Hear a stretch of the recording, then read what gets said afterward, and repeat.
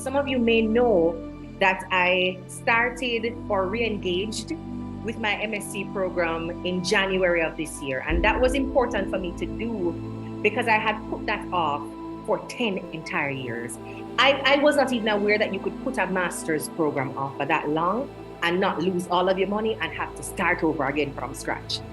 But I was so grateful when the course administrators and the graduate department said, yes, I could pick up where I left off. I would only have to pay my registration fee.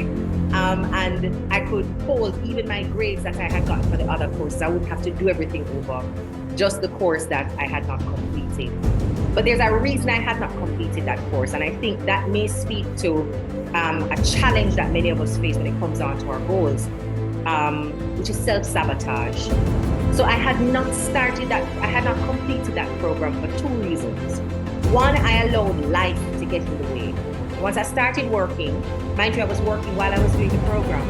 But as I got promoted to different levels in one particular job and then changed industries altogether, and just started building a whole new thing, a whole new rhythm, expanding interests, calendar pulling up, I felt like all those things got in the way. And then I was doing well without the degree.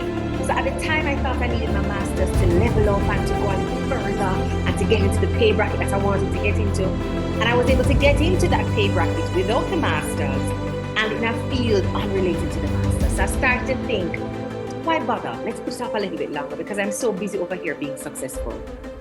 And the time just kept passing and passing. I didn't remember my master's until my best friend said to me, she assumed I had finished. She's like, how many years in when I get invited to no graduation, nothing at all. Girl, what's going on? I said, I stopped. Stopped how? Stopped why? What was left to do? One course and my thesis. And since she found that out in probably year 3 of being out of the program, she's hounded me annually ever since. Ever since. You're not going back to do it. The time is passing. 4 years gone, you could have had the master. 5 years gone, you could have the master. 6 years gone, 7 years gone, 8 years gone. Until we got to year 10. And I remember trying to pick up in about year 8, year 7, when I had Zia. And it was literally, when I got through, it was coinciding with my due date. And I somehow thought I could still do it. And laying in bed, recovering from my cesarean section, I'm trying to log into class, I'm trying to take notes, I'm trying to participate, and it wasn't working. Emotionally overwhelmed at the time, devoid of sleep, disorganized, trying to figure out this motherhood thing and picking up the masters, it wasn't working. So I had to stop second time until I finally did it this third time. But I mentioned that there were 2 reasons why I did not finish. One was just the pace of life and my realizing that I could do well without the thing I thought I needed to take it to the next level. But the second, and I think the most important thing, was that I did not have an emotional connection to that goal anymore. And as I thought about it this last year, I realized, and we can laugh about this now, right? It was part of like a yamhead season for me. And let me give you guys a tips of context, right? I was dating this guy at the time that I started the master's, and he was doing his master's. So it was this thing together that we're going to just get our higher education as a couple. And then we would both have our masters by X time. And then I can't remember what the future plan was, but it was hinged on academic qualifications. So he had ambitions to do lecturing and academic research and writing. And me never have none of those dreams. I always knew I was a creative. The field that I chose it in was deliberately challenging because if I had stayed in my field of interest, I know I didn't need a master's to do well. So I had to pick it for an area that was new to me. And so I chose science and technology. And I did not realize at the time that a big part of me deciding to do the master's was to impress this young man. Ladies, let me tell you, it's 1 million Jamaican dollars me fine for the master's, right? Paid for my master's, made it up to the final course and thesis, and then realized that the minute we broke up, I broke off of the master's. So when I was thinking about it this year and I, just had a moment to be honest with myself, I realized that it was not just life being hectic, although that was a part of the truth for me, I had made an incorrect emotional relationship or formed an incorrect emotional relationship with my education. And when that hinge, that linchpin, that plug was gone, I could not find the interest. I could not find the purpose and the reason why I needed to do it anymore, because he who I wanted to impress was no longer there, and I was not doing it for me. And so life getting busy was part of that progressive self-sabotage to make it so that I did not have to do it because I wasn't clear who I was doing it for anymore. I didn't know why I needed it, and there was nobody to be impressed who I cared about by my getting that done. When I got that double-edged blow of clarity, I was able to self-assess and form a brand new connection with the masters.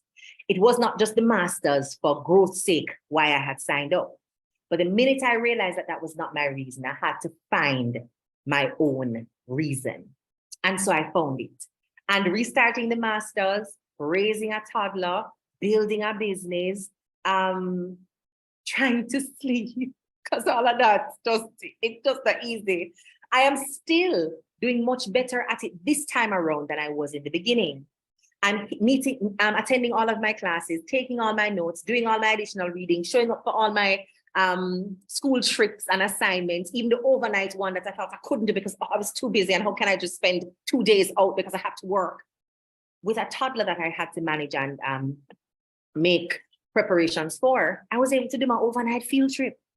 And I recognized by reshaping the emotional connection with that goal, I was able to finally achieve it.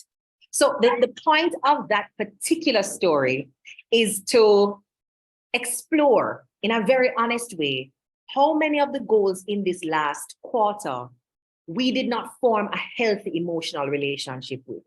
We did not care about it enough. We did not value the outcome and the change that it offered for our life, or reality, or financial prospects, or professional growth, or spiritual growth. We were not clear personally why it mattered to get this done, why it mattered to wake up a little earlier, to push an extra half hour, to go to bed a little bit later, to say no to this so you could say yes to the time you should dedicate to that particular goal. Which of our goals did we allow to lapse, to be left behind, not even put on the burner at all, because we didn't stop to give it value, purpose, and reason? And as we think about that, it doesn't mean that every goal you wrote down ought to have been there in the first place. It could be that it really has no value and there is no purpose for it in this season of your life, and we need to put it down and shelf it until it can matter.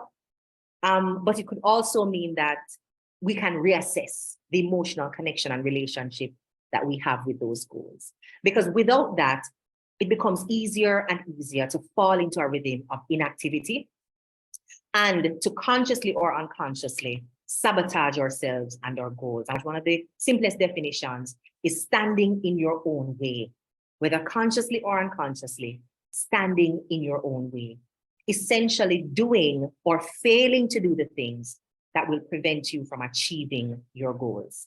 So I'm inviting a moment of pause before we do the deep assessment of what we have accomplished over the last quarter to answer that question. How have I been standing in my own way, consciously or unconsciously, on my goals? What have I been doing or failing to do that prevents me from achieving these goals? And just do a little bit of truth telling in that assessment to see where we have to take some responsibility for where we are or where we are not.